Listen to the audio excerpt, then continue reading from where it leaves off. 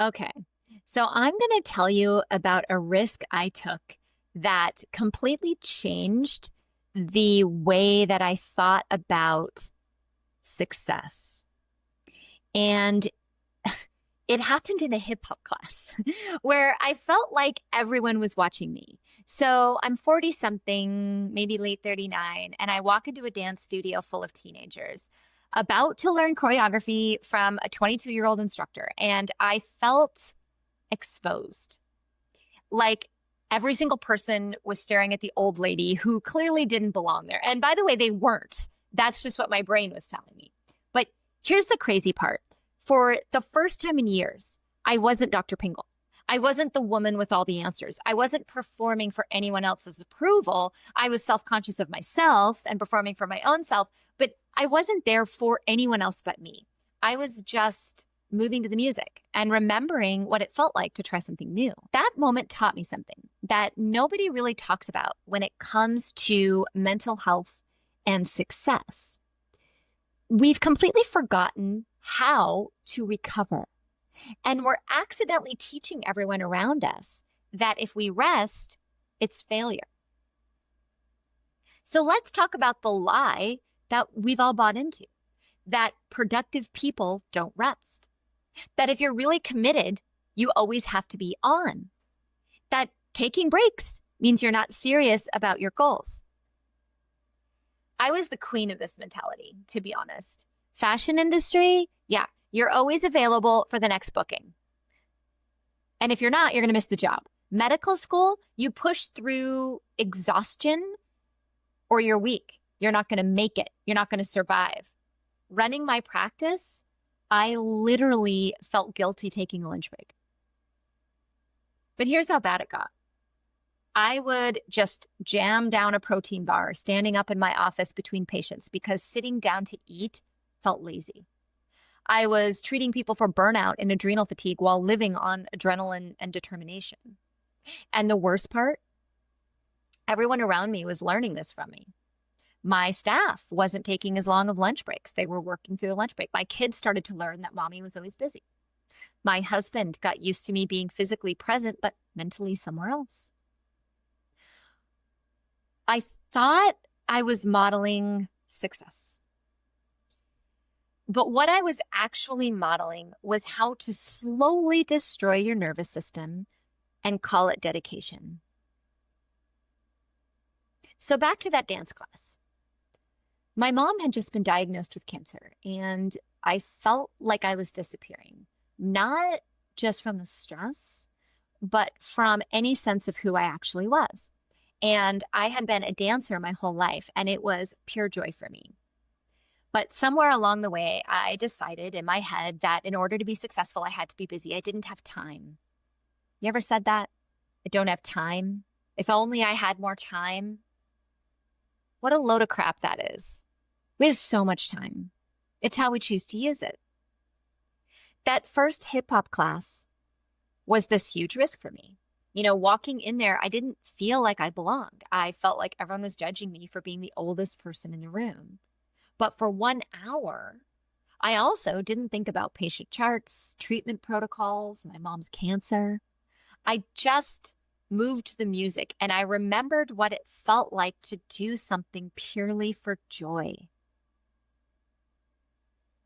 When my mom died, that class became a lifeline.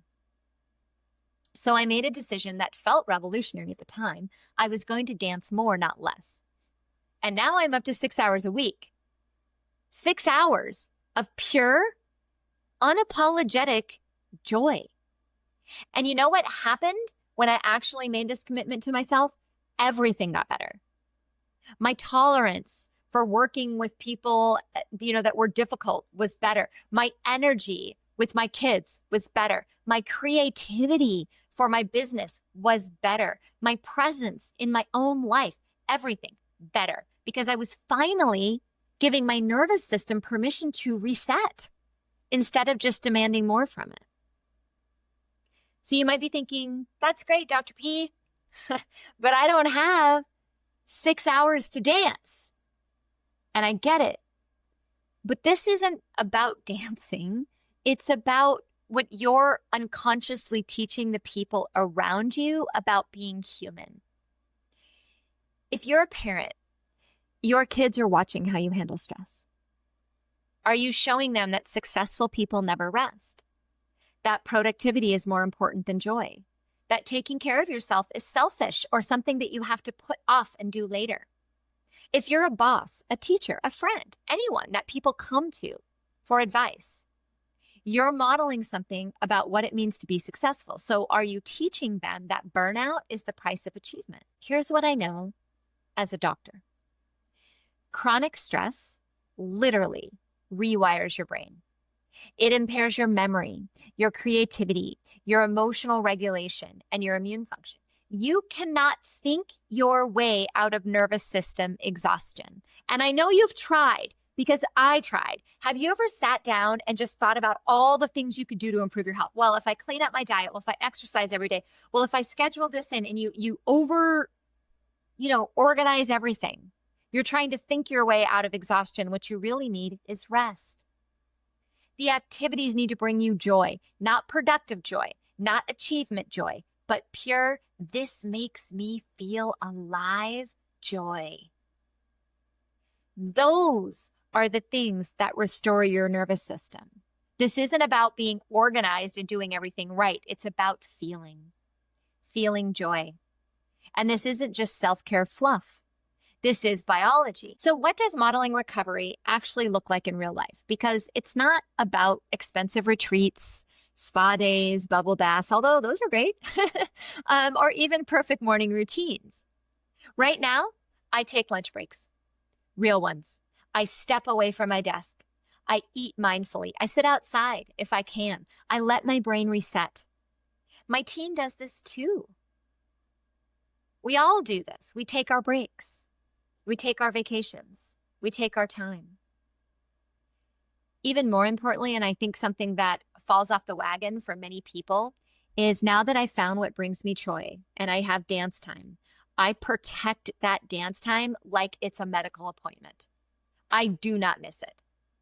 The only time I miss dance is if I'm ill, which is rare, or if I'm on vacation somewhere doing some other sort of rest.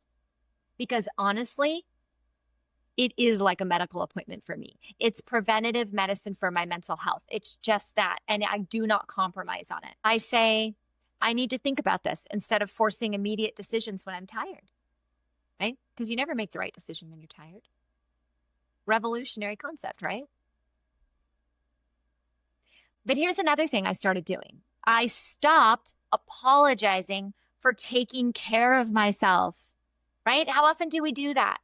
Oh, I know this sounds silly, but I got to go to dance class, or, normally I do a massage, but, right? No, it brings you joy. That's it. It's on your schedule. You don't need to apologize. You don't need permission to do that. When I started giving myself permission to be human, everyone else around me relaxed. My kids started seeing that success could include being happy. My patients started prioritizing activities that restored them, not just depleted them. So here's your challenge, and it might feel a little bit weird at first. Think of one thing that brings you pure joy, and you might have to go back to what you did as a kid, because I think as an adult, sometimes we disconnect with that. I don't want something that brings you productive joy, not this is good for me joy. Oh, it's good for me to go to the gym. If you don't enjoy it, it doesn't count, okay? I want you to pick something that makes you feel like yourself joy. Maybe it's singing in your car. Maybe it's gardening. Maybe it's playing with your dog. Maybe it's cooking something elaborate just because you want to. Something that brings you joy. And I want you to do this every day for a week. Not when you have time, not when everything else is done, but as a non-negotiable part of your week. In fact, just put it on your schedule. And here's the important part. I don't want you to apologize for it. I don't want you to justify it. I don't want you to explain why you deserve it. Just do it as if it's as important as brushing your teeth, because for your mental health, it totally is. And then pay attention to what happens. How do you feel afterwards? How do you show up for other people? What example are you setting? Because I promise you this, When you start to model that recovery is part of success and not separate from it, you give everyone around you permission to stop burning out and thriving, and then everyone is relaxed. Look, we're all walking around exhausted, telling ourselves we'll rest when we've earned it. But what if joy isn't something you earn? What if taking your care of yourself is not selfish? What if people watching you need to see that it's possible to be successful and be human? We need to really stop treating rest as if it's optional, and we need to find things or one thing that makes us feel alive, because that joy is contagious. It's contagious to your family. It's contagious to your team. If you're a leader in a corporate environment and you're finding that everyone's burned out, they're not showing up for their job, they're calling in sick, the environment, the culture is not good, start with modeling what it's like to take care of yourself. They will follow. If there's a lot of complaining and bickering in your family, a lot of conflicts, start by modeling that it's okay to take a break and to stand up for yourself in your own way without arguing or justifying it. We have ultimate control over our lives, over how we communicate, over our joy. So I want to give you a permission slip to find your joy. You don't have to earn it. You just have to do it. So go dance in your kitchen. The dishes can wait. See you soon.